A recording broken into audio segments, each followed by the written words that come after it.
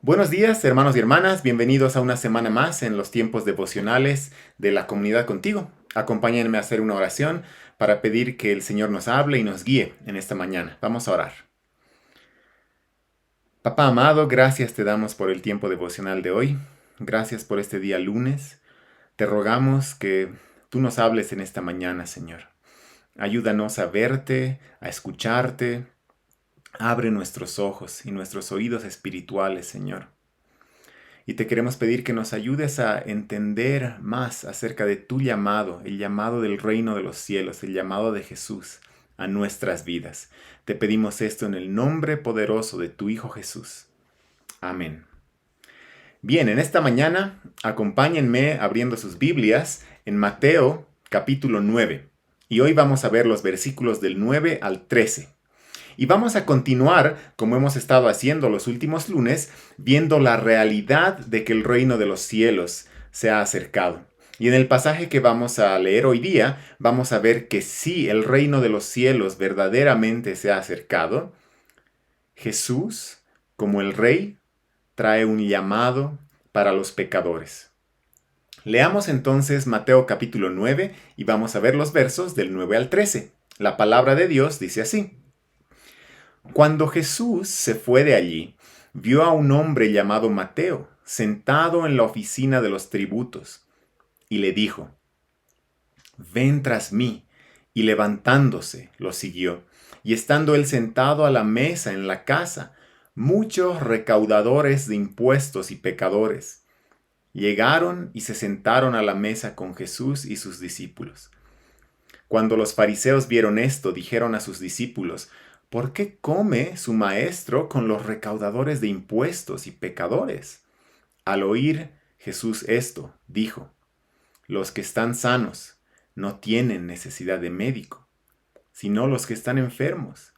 Pero vayan y aprendan lo que significa misericordia quiero y no sacrificio, porque no he venido a llamar a justos, sino a pecadores.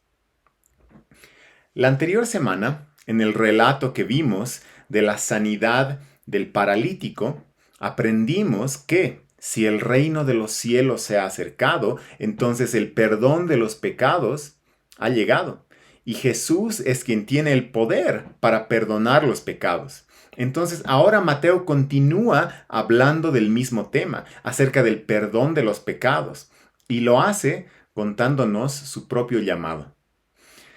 Antes de ser llamado por Jesús, Mateo era un recaudador de impuestos, un publicano. Era un judío que trabajaba como funcionario del Imperio Romano, cobrando impuestos a su propio pueblo. Este trabajo era un trabajo visto como despreciable por los judíos de aquella época. ¿Por qué? Primero, porque los publicanos estaban apoyando al imperio opresor.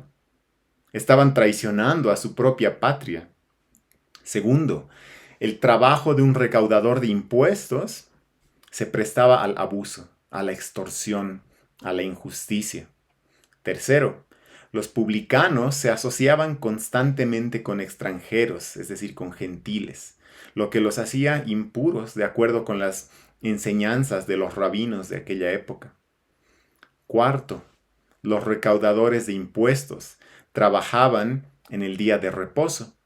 Entonces no se conformaban con la estricta religiosidad de personas como los fariseos y los escribas de aquella época. Por todo esto, eran vistos como viles pecadores con quienes nadie debía asociarse, a quienes había que evitar. Por eso los fariseos cuestionan a los discípulos de Jesús, cuestionan a Jesús más bien, preguntándole a sus discípulos por qué come su maestro con los recaudadores de impuestos y los pecadores. Para aquellos fariseos, si el reino de los cielos se había acercado, ellos esperaban que el rey se acerque a los religiosos y que más bien haga a un lado a los pecadores. Pero el reino de los cielos es diferente. El reino de los cielos es totalmente diferente a los reinos humanos. y no se conforma con nuestras expectativas y con nuestros preconceptos humanos. Algunos han llamado al reino de Dios el reino de cabeza, porque comparado con nuestras ideas y nuestras expectativas y preconceptos humanos, el reino de Dios parece estar de cabeza. Y la escena que tenemos aquí es una prueba de esto.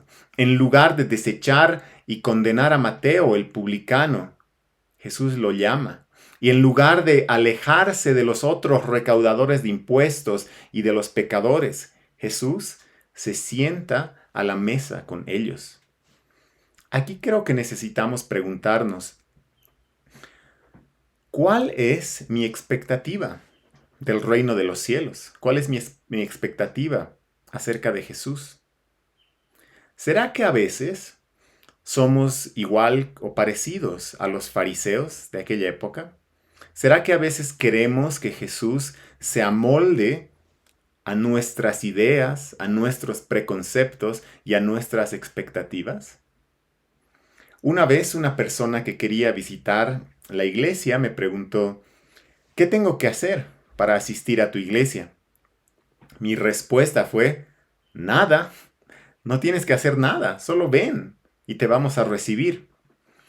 Y es que a veces tenemos una idea de que en la iglesia solo se acepta a cierto tipo de personas, o que tal vez hay que llegar a cierta estatura moral para poder ser parte de una iglesia cristiana. Pero no es así, no es así. Un pastor dijo una vez que algunas iglesias a veces se parecen más a la sala de espera de una entrevista de trabajo, donde todos los que están ahí esperando están con su mejor traje, mostrando su mejor cara y listos para demostrar cuán buenos son. Sin embargo, una iglesia, decía este pastor, debería parecerse más a la sala de espera de un hospital, de la sala de emergencias de un hospital, donde las personas no van a estar con su mejor traje, donde aquellas personas que están sentadas ahí no van a estar con su mejor cara, sino que van a estar en el estado en el que se encuentren, porque están en urgente necesidad de un médico. Eso mismo es lo que expresó Jesús al responder a la crítica de los fariseos, al decirles, los que están sanos no tienen necesidad de médico, sino los que están enfermos.